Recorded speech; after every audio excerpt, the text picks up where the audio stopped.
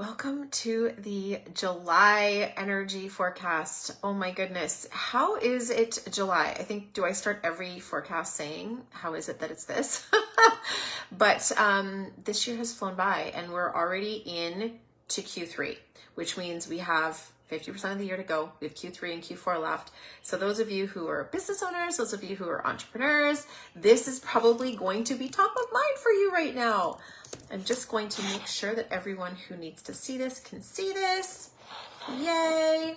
As you're joining, say hi, tag friends that need to be here. I will be posting it up on YouTube as well. So feel free to share it out to your friends, the people who need to see this. And hello, Haley. So happy you're joining me. Oh my goodness. Okay, let's get into July energy. July, midway point, halfway through the year, 50% done, 50% ahead of us. What is happening? Okay, I really felt like June was this turning point energy. It was the 5 energy, right? Which was all about change. We are moving into July now, and it's all about 6 energy. Yay! Good morning, Lara, Kelsey. Hello, Danya. Oh, so good. Tag your friends. Make sure they're catching this. I'm so happy to have you guys with me live. What is 6? 6 is all about relationships, balance, love, connection, harmony, and it's also about karma. So this is going to be a very interesting month. I often say that the energy of 6 makes me think of a warm, cozy blanket, a cup of hot chocolate. It is all about smoothing off the rough edges. However, I will say that the 6 energy that we've been experiencing of late is more disruptive than we would typically expect. Why is that? It is because there are so many things that we have been collectively pretending to be okay with that we're not. And this is going to be a big theme for this month. What are those things that you have pretended to be okay with, that you have bit your tongue, that you have like grinned and bared it, that you're actually truly not okay with it? What are those things? And I want you to take a second and just jot down what's one thing that you're pretending you're okay with that you're not. What is it? Because those things in the month of July are going to come up for you to look at them. They are not coming up for you to continue with like people-pleasing ways or anything like that. They're coming up for you to be like, where is my power in this? How do I hold space for what is true and right for me in this? How can I approach my relationships with love and compassion? And I was actually just on a conversation with a friend just before coming live with you guys, and we were talking about this. We were talking about relationships truly become stronger when you have opportunities for a breakdown that's followed by a repair. Okay?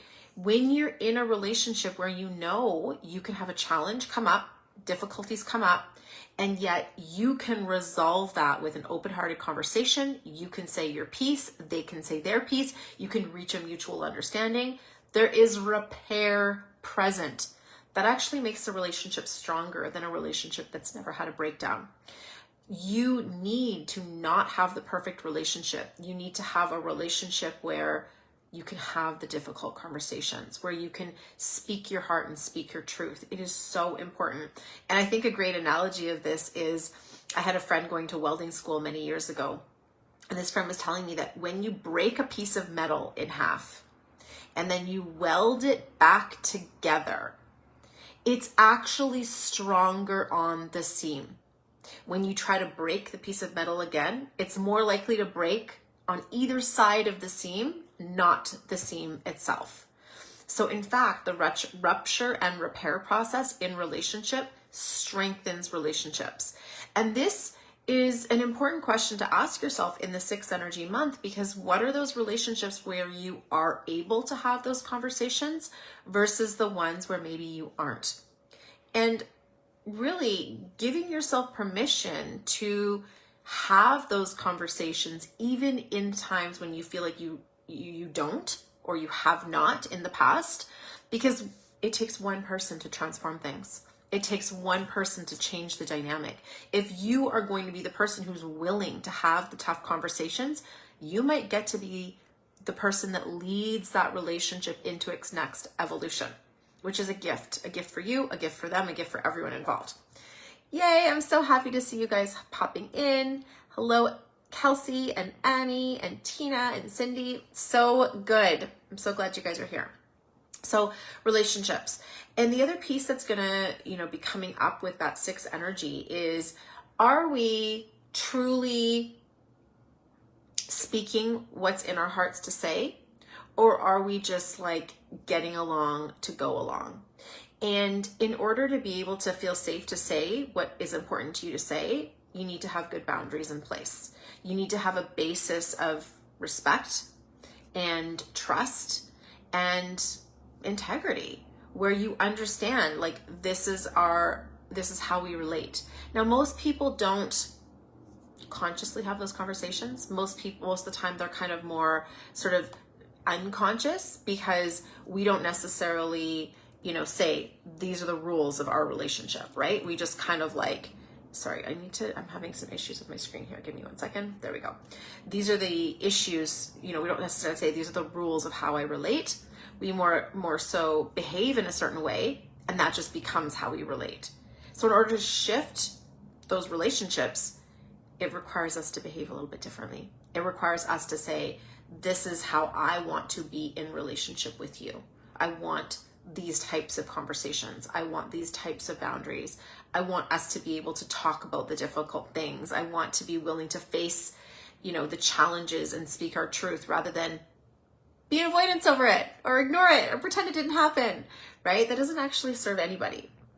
So that's one of the things that's going to be coming up this month as well.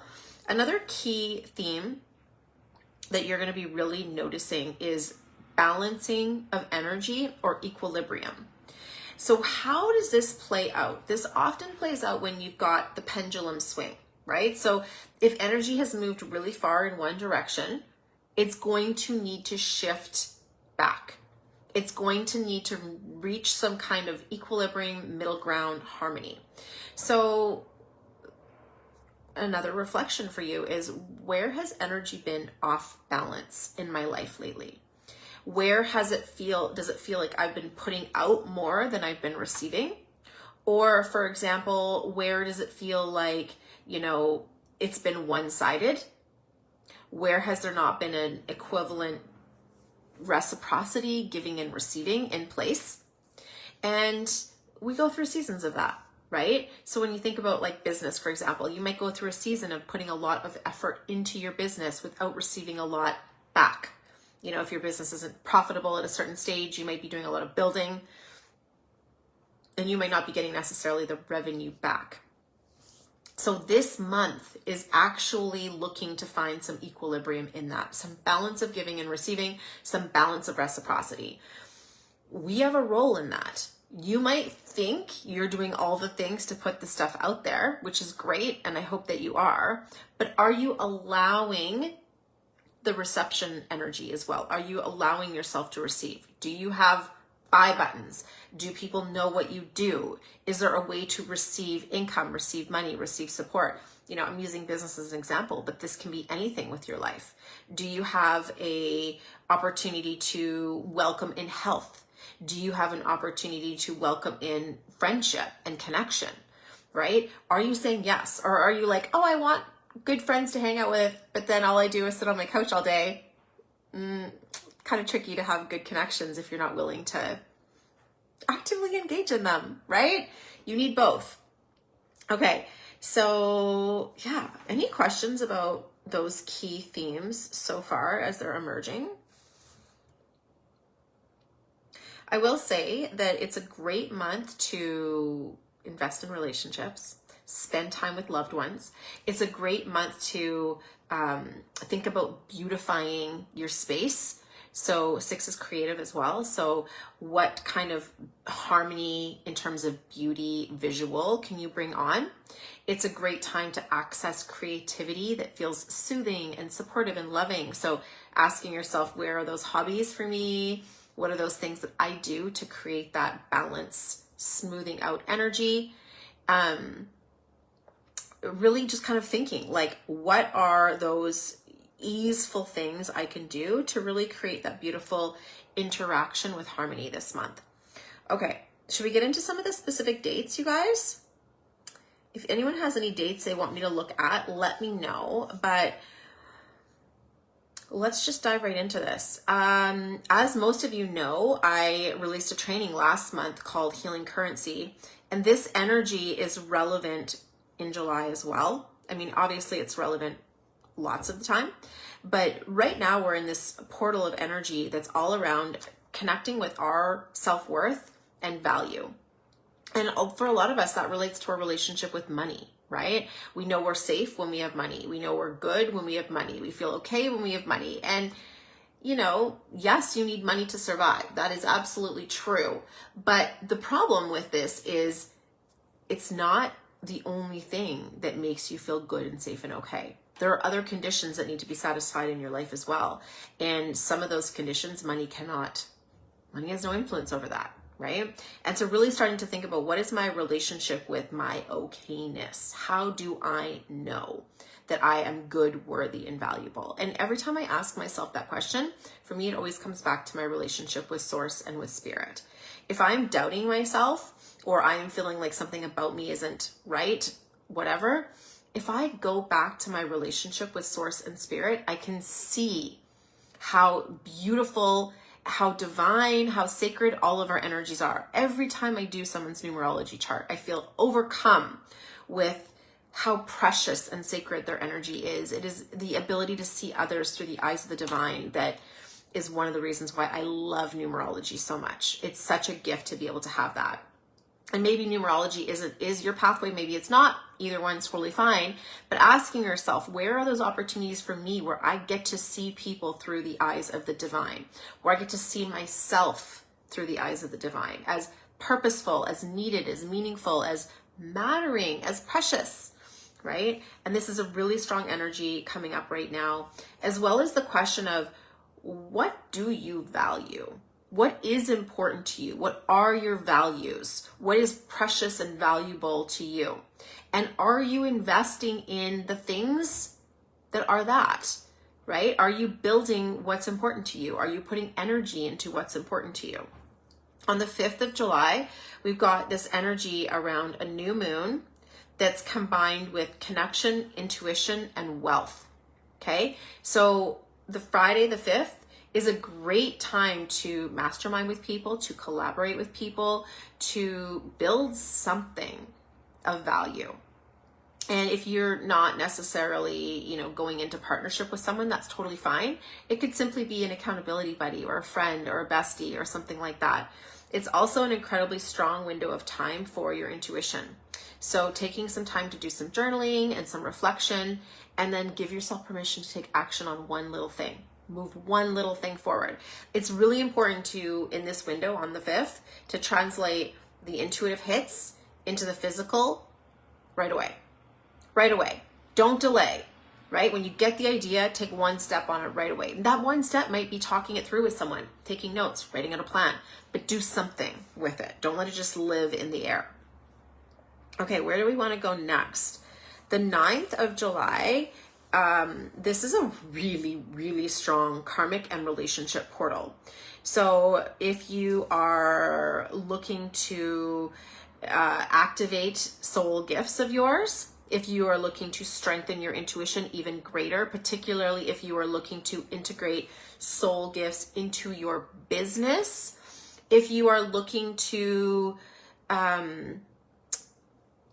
call in relationship experiences, whether it's friendships, love matches, whatever this is a beautiful manifestation day for that, because it is this 666 portal.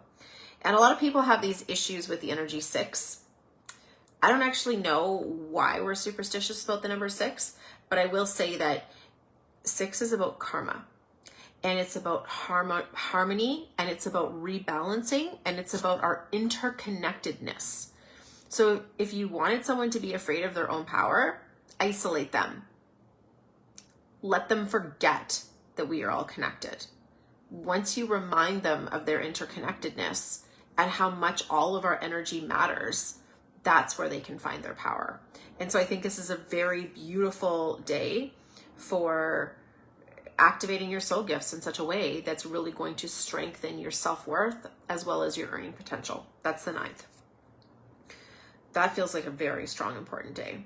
Okay, where do I want to go next? On the 13th of the month is a great time to start a new manifestation cycle when it comes to your relationship with money. Actually, I really love this because in Healing Currency, we're starting a new journaling process that week where we will be activating our abundance bank account. So timed it perfectly. I'm super excited about that. Sometimes I set the dates and then look at the energy, and sometimes I look at the energy and then set the dates. But this time I set the dates first, and the energy plays out beautifully. I also expect that there is going to be some strong intuitive hits landing that weekend, particularly on the Sunday. As we start to move into this wisdom portal on the 15th of the month, wisdom, insights, knowledge, that kind of thing will be coming in from the 15th on. So giving yourself space for that, right? What does that look like for you when you're trying to call in new insights? What does that look like for you? Do you need to open up space in your calendar? Do you need to get some alone time in? Like, what do you need to really welcoming that energy in? On the 20th of the month, we have a double 8 energy that's going to be really strong because we're in this 8 energy year. So again, this 8 energy is all about mastery, commitment, devotion, seeing yourself as the expert, right? Being willing to go deep, not being okay with surface level or small talk or that kind of thing. Like, you want the depth, you want the meaning. So on the 20th of the month, some of the shadows that can come up around this might be imposter syndrome or self-doubt. Oftentimes people think they need to have all the answers before they can move something forward, and that is not true. You just need one breadcrumb. That's all you need. You just need one breadcrumb. So reminding yourself that if you have one breadcrumb, that's a green light, go forward. Okay, green light, go forward. On the 21st of the month, it's going to be really important to simplify. Cleanse, simplify, release, declutter, detox, remove, make space in your life on the 21st. Open the door to creating space. You really need to welcome in spaciousness because there is going to be this feeling of, if you're too full, you can't receive what's next. And so in order to be able to receive what's next, there needs to be an opening, right? There needs to be an opening. Okay, looking forward, what other dates do I want to speak to? The 27th also feels like a really important day for insights landing, downloads being received, intuitive hits landing. So if you're seeking answers to things right now, whether it's like, what's my next move? How do I handle this scenario? How do I call in XYZ?